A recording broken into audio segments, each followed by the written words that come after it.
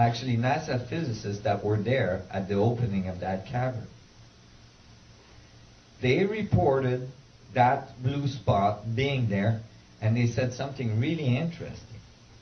They said, this is similar to the blue spot we found inside the Mayan pyramids when we first opened them. So they were making a direct relationship between the Ark of the Covenant, the effect of the Ark of the Covenant on the space-time manifold that left some trace, and the Mayan pyramids. And so,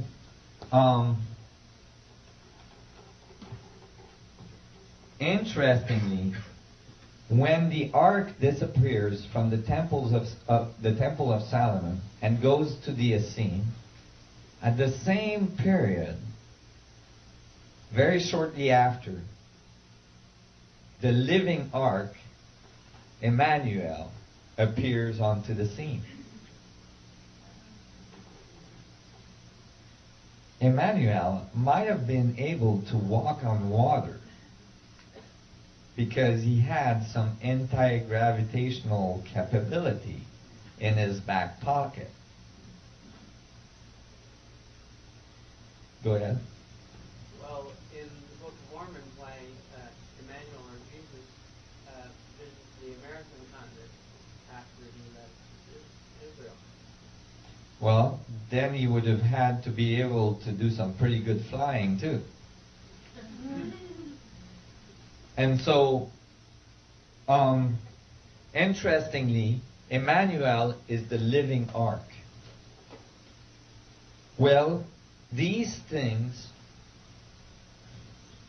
are related. Why? Because when we built the external Merkabah, the external ark, all we're building is a reproduction of our internal functioning. The inside singularity, the inside ark that keeps us alive. And so we're creating a very short feedback. That's why you had to be initiated very carefully before you could approach the ark. You had to be pure of heart. Because the feedback is so short that if you have destructive intent, you'll just die right on the spot. It'll bite you right back. Aaron's sons. So Aaron's sons died that way. It's a very fail-safe system. You can't use it for destruction very much. Because by the time you try to use it for destruction, you're already dead. See, it's nothing new. The universe is a feedback. We are very destructive in nature. And we're just about to destroy ourselves. But meanwhile, it took a long time, and we had time to destroy a lot of things around us. With this, no waiting necessary. You just don't survive the experience. There is people that did try to use the ark for destruction in the pharaonic traditions. These were very, very warlike pharaohs. They were found mummified with what they thought at first was smallpox all over their body.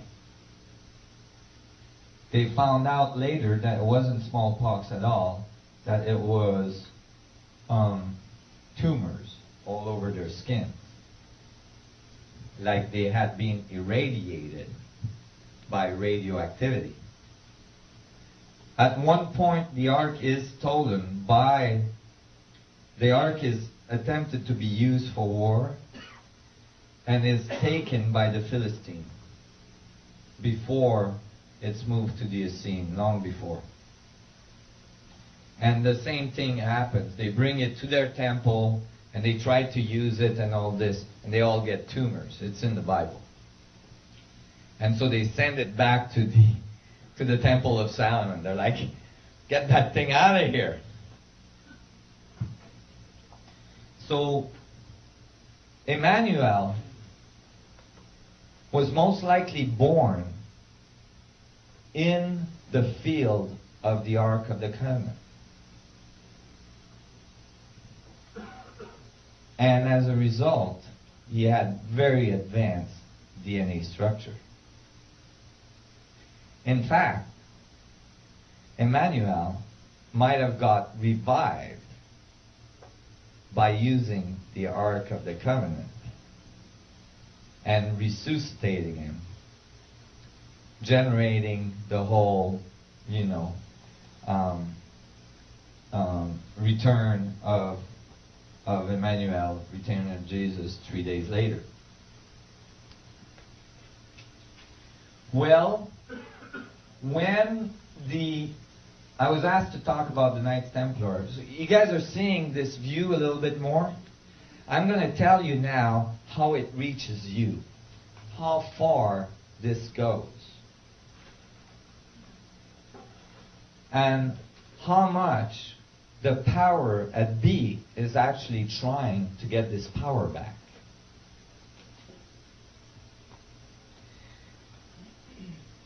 First of all, the key to the Bible is to understand that the Old Testament is talking about advanced technology, very, very advanced technology.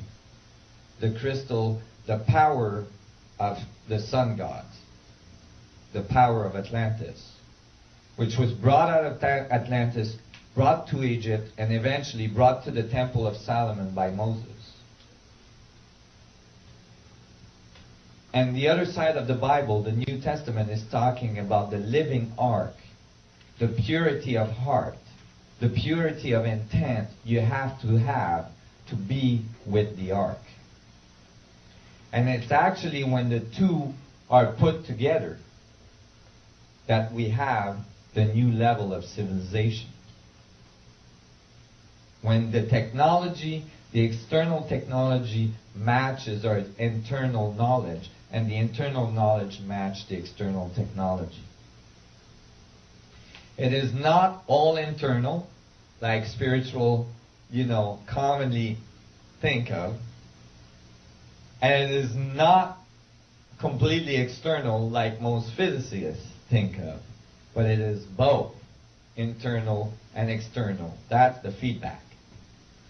So when much later, it seems like there was a Jewish contingency in France that believed that they were the direct descendant of Emmanuel, the Cathars. And the Cathars, I think, was it the Cathars? Yeah, I believe so. They were looking for the Ark of the Covenant. This is a large Jewish community in the middle of France that nobody knows how they got there. There's a lot of books now being published saying that actually Emmanuel, after his crucifixion and its revival, went through India and into Europe and resettled in France. And the Cathars were truly the bloodline of Emmanuel. In any case, true or false, they believed they were. And they were looking for the ark. They might have had very ancient documents that were brought there by the groups that settled the Jewish community there.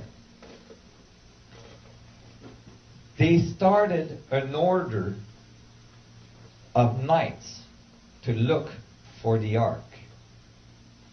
That order was called the Knights Templar. The first name they were given was the Knights of the Poor, because they were very poor, and their insignia was 2 knights on 1 horse, because they couldn't afford a horse for every knight.